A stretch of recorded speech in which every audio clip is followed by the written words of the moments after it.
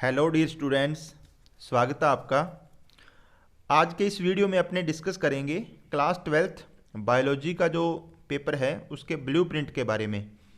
यानी कि आपको अपने एग्ज़ाम की तैयारी जो है किस यूनिट से कैसे कैसे करनी है, कैसे कैसे क्वेश्चन पूछे जाएंगे, कितने कितने मार्क्स के आएंगे और किस यूनिट से कितने क्वेश्चन आएंगे, इस सभी की जानकारी जो है वो आपको इस वीडियो में मिलेगी। तो आप इस वीडियो को शुरू से लेकर लास्ट तक बहुत ध्यान से देखना है आपको, ताकि आप इस के अकॉर्डिंग अपनी तैयारी जो है वो कर सकें। आई होप सभी बच्चों ने अपनी तैयारी जो है वो कंप्लीट कर ली होगी, सिलेबस एक बार कर लिया होगा। तो आपको अब ये देखना है कि जिस यूनिट से आपने जो यूनिट से आपने तैयार कर ली हैं, तो क्या उसकी तैयारी आपने इस अकॉर्डिंग की है कि उसमें से एमसीक्यू तैयार किए हैं, आपने वेरी शॉर्ट आंसर तैयार किए हैं, या बड़े क्वेश्चन आने हैं तो वो कैसे तैयार किए हैं। तो ये वीडियो आपको ही बहुत ज़्यादा हेल्प करने वाला है फाइनल एग्ज़ाम के लिए। ठीक है, तो शुरू करते हैं अपने। सबसे पहले जो मॉडल पेपर आए हैं उनमें ये बताया गया है कि आपके टोटल जो है वो कितने क्वेश्चन आएंगे। तो आपके 23 क्वेश्चन आने हैं टोटल एग्ज़ाम में, जो 5 सेगमेंट के अंदर बंटे हुए हैं, 5 खंडों में उनको बांटा गया है।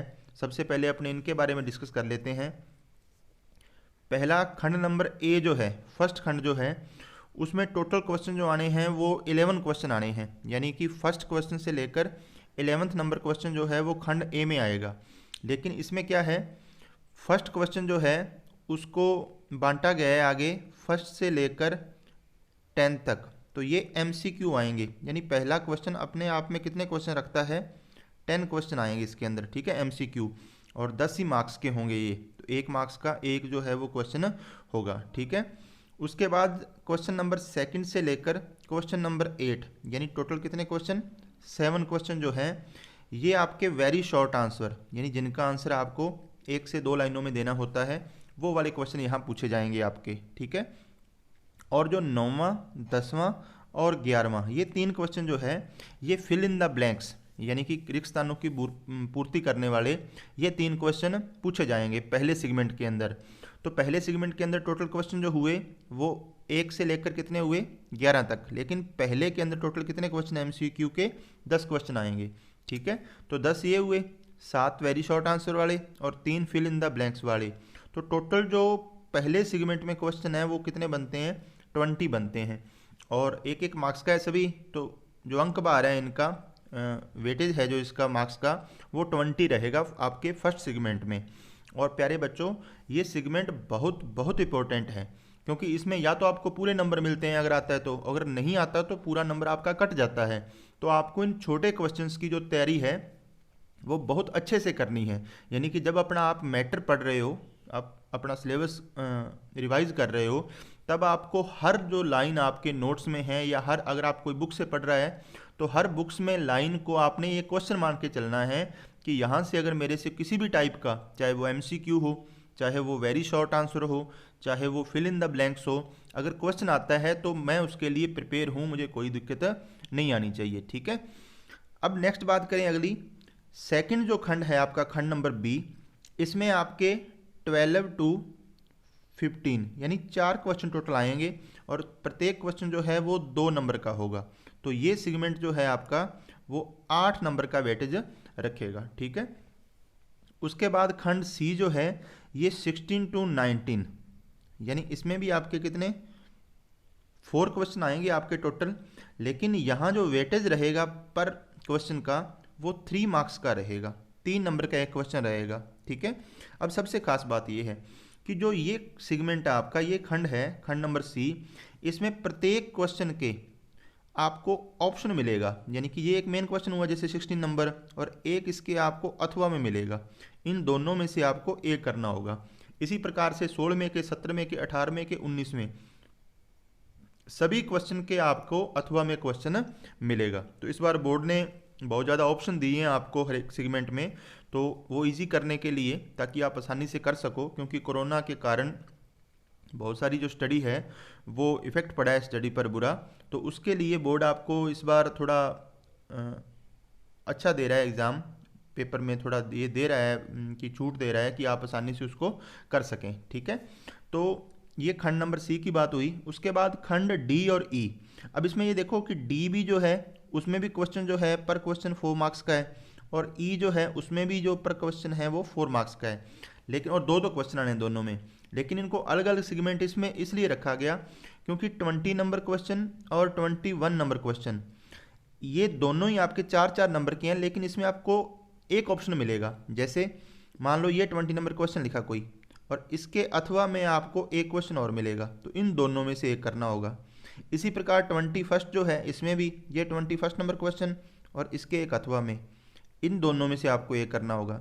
लेकिन जो खंड ई है, सेगमेंट ई है, उसमें जो क्वेश्चन आने हैं क्वेश्चन नंबर 22, इसके आपको दो ऑप्शन और मिलेंगे, 1, 2, यानी टोटल कितने क्वेश्चन हो गए, 3। इन तीनों में से आपको एक क्वेश्चन करना होगा। और इसी टाइप से क्वेश्चन नंबर 23 में भी आपको कितने, एक मेन क्वेश्चन और दो और ऑप्शन, 3 में से एक करना होगा। ठीक है, तो अब देखो अपनी डिटेल में डिस्कस करते हैं कौन सी यूनिट से कैसे कैसे और कितने क्वेश्चन और कितने मार्क्स का पेपर आना है उसको लेकर। देखिए सबसे फर्स्ट यूनिट जो है आपकी, पहली यूनिट जो है reproduction and development in angiospermic plants, आवर्तबीजी पादपों में जनन एवं विकास। इसमें टोटल 3 चैप्टर हैं आपके। फर्स्ट चैप्टर हट गया इस बार सिलेबस से, सेकंड, थर्ड एंड फोर्थ। इसमें से सिर्फ 2 ही क्वेश्चन आएंगे इस यूनिट में से आपके, और जो ये यूनिट है वो 4 मार्क्स की है। 4 नंबर का पेपर आपको इस यूनिट में से मिलेगा, तो इसी अकॉर्डिंग आपको तैयारी करनी है। एक क्वेश्चन तो इसमें MCQ मिलेगा आपको 1 नंबर का इस यूनिट में से, ठीक है।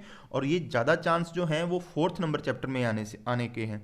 चौथा जो चैप्टर है आपका उसमें से आने के चांस रहेंगे इस MCQ के, उनको बहुत अच्छे से करना है, बाकी भी करना है, लेकिन 4th नंबर चैप्टर को आपने MCQ के अकॉर्डिंग देखना है। बड़ा क्वेश्चन नहीं मिलेगा आपको 4th नंबर चैप्टर से। उसके बाद शॉर्ट आंसर, यानी कि जो C सेगमेंट है, C वाला सेगमेंट वो था जिसमें 3 मार्क्स का क्वेश्चन आता है और उसका आपको एक ऑप्शन भी मिलता है, ठीक है। तो एक क्वेश्चन वहाँ से पूछा जाएगा, और ये क्वेश्चन जो है ये 2nd नंबर चैप्टर और 3rd नंबर चैप्टर में से आने के चांस हैं आपके। और 2nd और 3rd नंबर चैप्टर जो है ना, उसमें से मुश्किल से 5-6 क्वेश्चन बनते हैं 3-3 नंबर वाले, 5 या 6 क्वेश्चन बनेंगे, और उन्हीं 5-6 क्वेश्चन को आपने बहुत अच्छे से तैयार करना है। और मेरी तरफ से मैं कहूँ तो इस साल के लिए आपके जो कोशिकीय भ्रूणपोष है, सेलुलर एंडोस्पर्म जो है टाइप दिया हुआ उसका, उसकी निर्माण की विधि और डायग्राम जो है वो बहुत इंपॉर्टेंट रहने वाला है, कोशिकीय भ्रूणपोष वाला, क्योंकि 2 ऑप्शन आने हैं इसके, तो उनमें से हो सकता है एक क्वेश्चन जो है वो आपको कोशिकीय भ्रूणपोष वाला एग्जाम में मिल जाए, ठीक है। अब बात करते हैं 2nd यूनिट की। नेक्स्ट यूनिट जो है 2nd, वो है प्लांट फिजियोलॉजी फर्स्ट, यानी कि पादप कार्यकी फर्स्ट। ये सबसे बड़ी यूनिट है आपकी, सबसे ज़्यादा वेटेज है मार्क्स का इस यूनिट से। 9 नंबर का पेपर आपको इस यूनिट से मिलेगा। इसमें 5वां चैप्टर जो है वो आपका हटा दिया गया है सिलेबस से इस बार। 6ठा, 7वां, 8वां, 9वां, यानी 6, 7, 8, 9, ये 4 चैप्टर आपकी ये यूनिट जो है वो कवर करती है। अब इसमें से क्योंकि मार्क्स ज़्यादा हैं तो फिर क्वेश्चन जो है वो भी ज़्यादा आएंगे। तो देखिए इसमें आपको वेरी शॉर्ट आंसर के अंदर आपको 2 क्वेश्चन मिलेंगे सेगमेंट ए में, और प्रत्येक क्वेश्चन जो है वो 1 मार्क्स का होगा, तो आपके 2 मार्क्स तो वेरी शॉर्ट आंसर के आएंगे इसमें। उसके बाद सेगमेंट बी जो है, इसमें शॉर्ट आंसर वाले आपको 2 क्वेश्चन मिलेंगे और 2 मार्क्स का प्रत्येक क्वेश्चन होगा, तो टोटल हो गए 4 नंबर। और शॉर्ट आंसर जो सी है, जिसमें आपको एक ऑप्शन और मिलता है क्वेश्चंस का, वो एक क्वेश्चन यहाँ से पूछा जाएगा, कितने नंबर का, 3 नंबर का। यानी कि इस यूनिट से कोई बहुत ज़्यादा बड़ा क्वेश्चन नहीं पूछा जाएगा आपसे इसी अकॉर्डिंग क्वेश्चन पूछे जाएंगे। वेरी शॉर्ट, जिसका 1 से 2 लाइनों में आंसर देना होता है, शॉर्ट आंसर जिसका 4 से 5 लाइनों में आंसर देना होता है, और शॉर्ट आंसर सी, तो ये भी बस इतना कि 7-8 लाइनों में आंसर देना होता है आपको इसका। तो ज़्यादा बड़ा क्वेश्चन कोई इसमें से पूछने की उम्मीद नहीं है। ये पूछा जाएगा 3, 4, 7 और 2 नंबर ये पेपर आएगा। टोटल 5 क्वेश्चन इस यूनिट से आपको पूछे जाएंगे, और इसी अकॉर्डिंग आपको अपनी जो है वो तैयारी करनी है, ठीक है। अब ये 3 मार्क्स का जो क्वेश्चन है, इसमें कोई ना कोई सिद्धांत पूछा जा सकता है इस बार, जैसे डिक्सन एवजोली का सिद्धांत जो दिया हुआ आपके, ठीक है, K+ आयन थ्योरी दी हुई है। तो उन क्वेश्चंस को जो 3-3 नंबर में बनते हैं पूरे क्वेश्चन, उनको आपको बहुत से अच्छे से प्रिपेयर अपने एग्जाम के लिए करना है, ठीक है। नेक्स्ट, उसके बाद बात करें अगर यूनिट नंबर 3 की, तो यूनिट नंबर 3 भी प्लांट फिजियोलॉजी से रिलेटेड है, प्लांट फिजियोलॉजी 2nd। इसके अंदर आपके जो चैप्टर हैं वो रेस्पिरेशन है, फोटोसिंथेसिस है और मिनरल्स वाला है। तो 3 चैप्टर हैं इसके अंदर। 12वां चैप्टर तो हटा दिया गया है, नाइट्रोजन फिक्सेशन वाला। तो 3 चैप्टर में से आपके 5 नंबर का पेपर आएगा। अब आपका जो मॉडल पेपर है उसमें क्या दिया है कि उसमें इस यूनिट से जो है वो टोटल 5 नंबर उसने बनाए नहीं, पेपर ही नहीं बनाया, जबकि इस यूनिट से हर बार आपके एग्जाम में एक बड़ा क्वेश्चन आता है 4 नंबर का। जैसे क्योंकि आपको भी पता है कि बहुत बड़ी यूनिट है और इम्पोर्टेंट है बायोलॉजी के अकॉर्डिंग, क्योंकि रेस्पिरेशन चैप्टर है, फोटोसिंथेसिस चैप्टर है, इनमें से एक बड़ा क्वेश्चन बनता ही बनता है, और खनिज पोषण वालों से 1 नंबर का जो है छोटा क्वेश्चन बनता है। तो इसमें से आपके एक तो एमसीक्यू पूछा जाएगा इस चैप्टर में से, और एमसीक्यू आता है तो हर हाल में एमसीक्यू जो है वो चैप्टर नंबर 13 जो है 13 जो है पादपों में खनिज पोषण, वहाँ से पूछा जाएगा। ये कोई भी एक डिजीज दी जाएगी और वो किसकी कमी से होती है ये पूछा जाएगा, या किसी तत्व का नाम दे दिया जाएगा एलिमेंट का कि इसकी कमी से होने वाली डिजीज का नाम लिखो। यानी या तो कोई सिम्टम दिया जाएगा और फिर न्यूट्रिएंट का नाम पूछा जाएगा, या न्यूट्रिएंट का नाम दिया जाएगा पोषक तत्व का और उसकी कमी से होने वाला कोई सिम्टम या रोग पूछा जाएगा। और एक क्वेश्चन इसमें लॉन्ग में आएगा भाई, और कौन से सेगमेंट में आएगा, ई में आएगा, और कितने मार्क्स का, 4 मार्क्स का। और इसके आपको कितने ऑप्शन मिलेंगे, 3 ऑप्शन मिलेंगे, मतलब एक मेन क्वेश्चन और 2 उसके और ऑप्शन, और इन तीनों में से आपको एक करना होगा। ठीक है, तो ये बहुत बड़ा जो है यूनिट है ये, क्योंकि रेस्पिरेशन में आप 3 तरह के सिस्टम पढ़ते हैं, पढ़े हैं आपने, ग्लाइकोलिसिस पढ़ा होगा, क्रेब्स साइकिल पढ़ा होगा, ईटीएस पढ़ा होगा, उसके बाद आपने कीमोऑस्मोटिक थ्योरी भी पढ़ी है इसके अंदर, फोटो रेस्पिरेशन पढ़ा है, प्रकाश वर्षण। तो इन सभी को आपको, और आगे आप जब प्रकाश संश्लेषण करते हो तो उसमें आपने पढ़े होंगे, पीएस फर्स्ट पढ़ा होगा, पीएस सेकंड पढ़ा है आपने, C3 चक्कर पढ़ा है, C4 पढ़ा है, C4 हालांकि पिछले बार एग्जाम में पूछा जा चुका है, कैम पढ़ा है आपने। तो सभी को आपने उस अकॉर्डिंग प्रिपेयर करना है कि आपको कितने मार्क्स का क्वेश्चन मिलेगा, इसमें से 4 नंबर का क्वेश्चन मिलेगा। ठीक है, और 3 ऑप्शन मिलेंगे। इन सिस्टम में अगर आपको एक आधा कोई मुश्किल लगता है ना, जैसे मान लो C3 बड़ा मुश्किल है, तो आप C3 को क्या कर सकते हो, थोड़ा नेग्लेक्ट कर सकते हो, छोड़ सकते हो, क्योंकि आपको कितने ऑप्शन मिलने वाले हैं, 3 ऑप्शन मिलने वाले हैं। ठीक है, लेकिन मैं ये नहीं कहूँगा कि आप छोड़ दीजिए, आप सब सारा पढ़िए आगे। नेक्स्ट अपने बात करें यूनिट नंबर 4 की। यूनिट नंबर 4 जो है आपकी वो 5 नंबर की आएगी, और ये यूनिट जो है वो बायोटेक्नोलॉजी है, जैव प्रौद्योगिकी। 2 चैप्टर हैं इसके अंदर आपके टोटल, एक चैप्टर तो हटा दिया गया है सिलेबस से। इसमें से आपको एक क्वेश्चन तो एमसीक्यू मिलेगा, 1 नंबर का होगा, जो वेरी शॉर्ट आंसर एक क्वेश्चन मिलेगा, ये भी 1 नंबर का होगा, और एक शॉर्ट आंसर में मिलेगा आपको एक क्वेश्चन जो 3 नंबर का होगा, यानी कौन से सेगमेंट में, सी सेगमेंट में। और इसके आपको एक ऑप्शन भी मिलता है, तो टोटल कितने क्वेश्चन हो गए, 2 मिलेंगे, यानी कि एक क्वेश्चन मेन और एक उसके अथवा में, और इन दोनों से एक आपको करना होगा एग्जाम में। तो बायोटेक्नोलॉजी यूनिट जो है ये 5 नंबर की आपकी, और टोटल जो क्वेश्चन पूछे जाएंगे इसमें से वो 3, एक एमसीक्यू, एक वेरी शॉर्ट आंसर, और एक शॉर्ट आंसर में पूछा जाएगा आपका जो 3 नंबर का पेपर में क्वेश्चन आएगा सेगमेंट नंबर सी में। ठीक है, उसके बाद नेक्स्ट बात करें अगर यूनिट नंबर 5 की, तो 5 नंबर यूनिट जो है इसमें 2 ही चैप्टर हैं आपके इस बार, आर्थिक वनस्पति विज्ञान, economic botany and human welfare, मानव कल्याण। लेकिन इस यूनिट से जो पेपर आना है वो 5 नंबर का आना है आपके, 5 मार्क्स का, 5 मार्क्स का पेपर आएगा। इसमें से ये ध्यान रखना, जो ये 2 नंबर वाला क्वेश्चन आना है ना, ये तो 99% आपका क्वेश्चन जो है वो जो इकोनॉमिक बॉटनी का आपके चैप्टर दिया हुआ है, जिसमें बहुत सारी आपकी जो किस्में लिखी हुई हैं फसलों की, जैसे तेल वाली किस्में हैं, औषधीय महत्व के पादप हैं। तो हर बार अभी तक जो आपके 2 एग्जाम हुए हैं उन्हीं से क्वेश्चन आता है।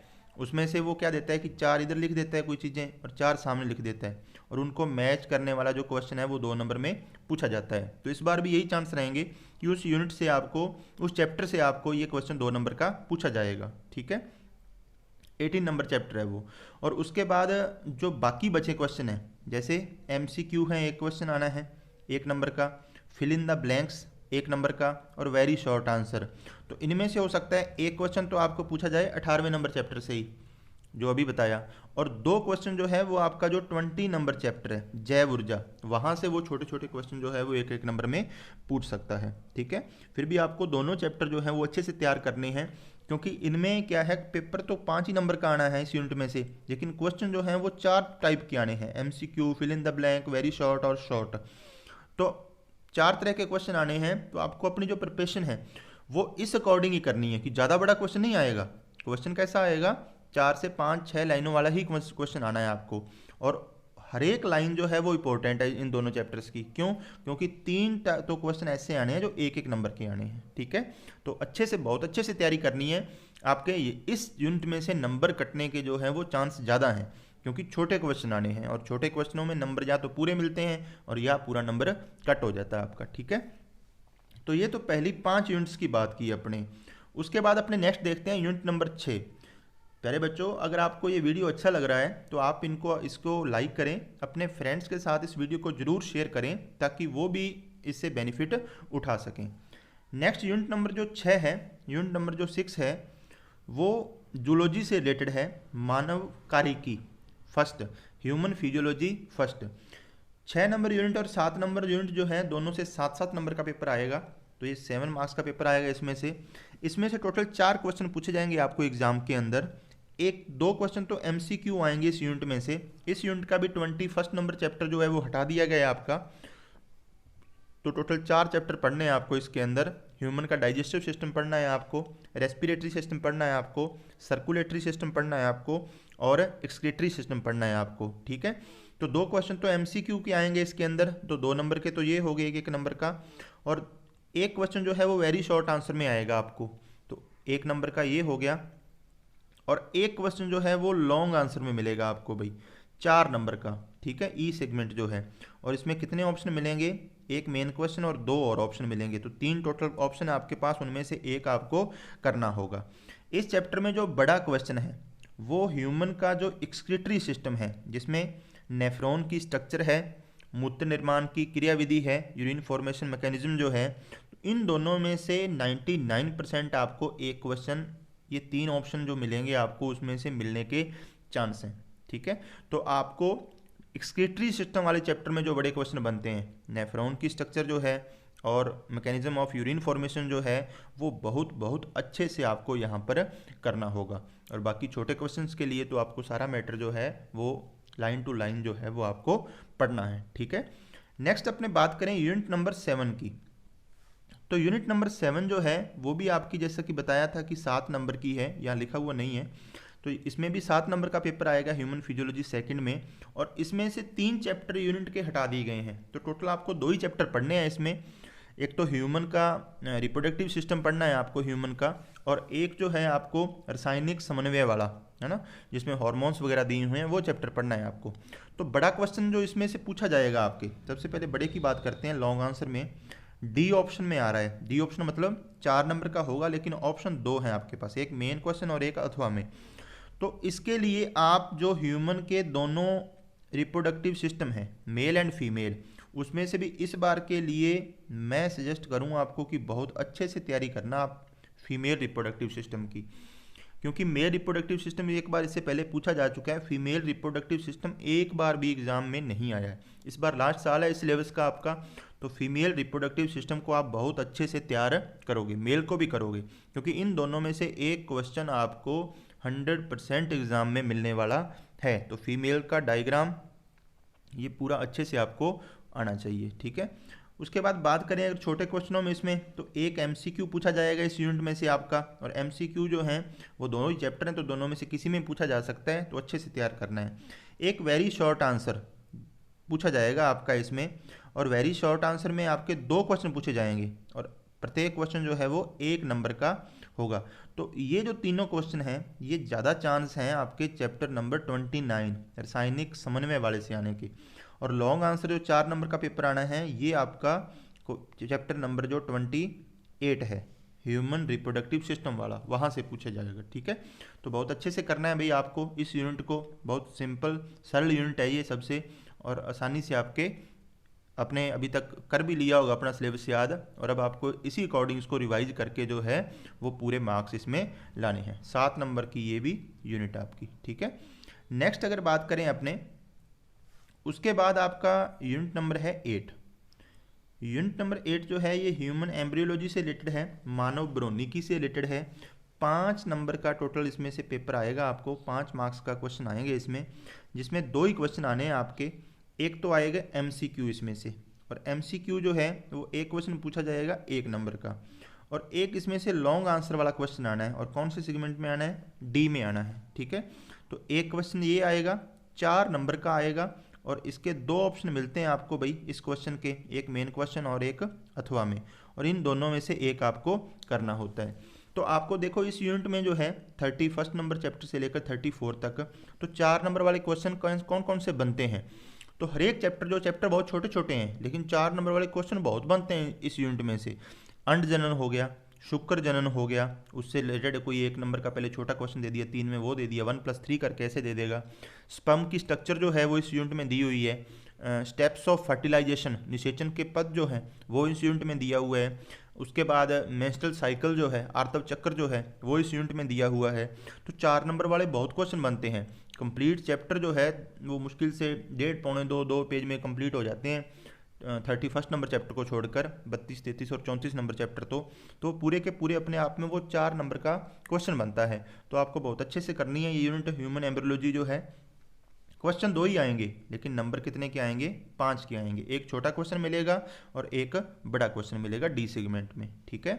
नेक्स्ट अगली बात करें अपने यूनिट नंबर 9 की। तो यूनिट नंबर 9 जो है ये 5 नंबर की यूनिट आएगी आपकी, 5 मार्क्स की यूनिट आएगी। जेनेटिक्स एंड जीनोमिक्स, आनुवांशिकी एंड जीनोमिकी, जिसमें आपको मेंडल वाला चैप्टर पढ़ना है। और सेकंड आपको दूसरा क्रोमोसोमल अबनॉर्मेलिटीज़ वाला चैप्टर पढ़ना है, गुणसूत्रीय विकृतियों वाला।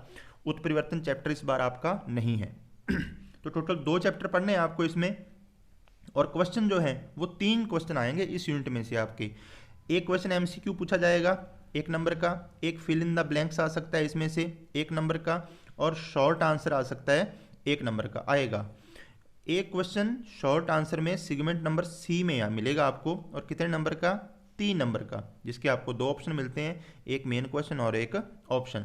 अब बच्चों ये ध्यान रखना क्योंकि मैंने बताया इसमें से एमसीक्यू आ रहा है, किसी में से वेरी शॉर्ट आंसर आ रहा है, फिल इन द ब्लैंक्स आ रहा है, तो इनमें वो क्या कर सकता है, चेंज कर सकता है।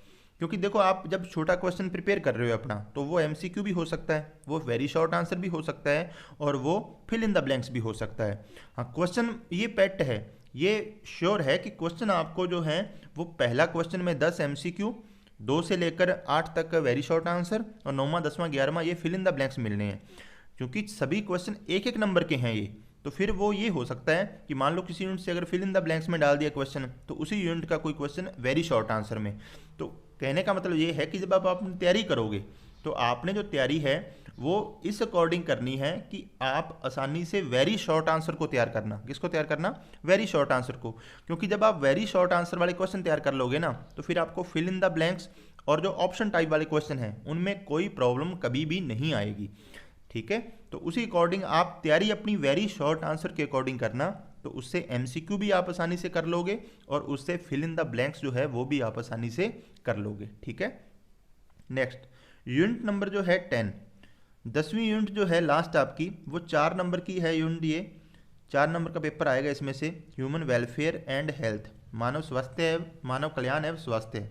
इस यूनिट में से आपके 4 नंबर का पेपर आएगा और 3 क्वेश्चन आएंगे, जिसमें से एक तो एमसीक्यू आएगा 1 नंबर का, फिल इन द ब्लैंक्स आएगा 1 नंबर का, और शॉर्ट आंसर आएगा आपको एक क्वेश्चन 2 नंबर का, ठीक है। तो टोटल ये शॉर्ट आंसर वाला है, ये जो मानव के तंत्रों से संबंधित कुछ बीमारियां दी हुई है, मानव स्वास्थ्य से संबंधित कुछ रोग दिए हुए हैं, तो ये 2 नंबर का क्वेश्चन तो वहां से पूछा जाएगा आपको, ठीक है।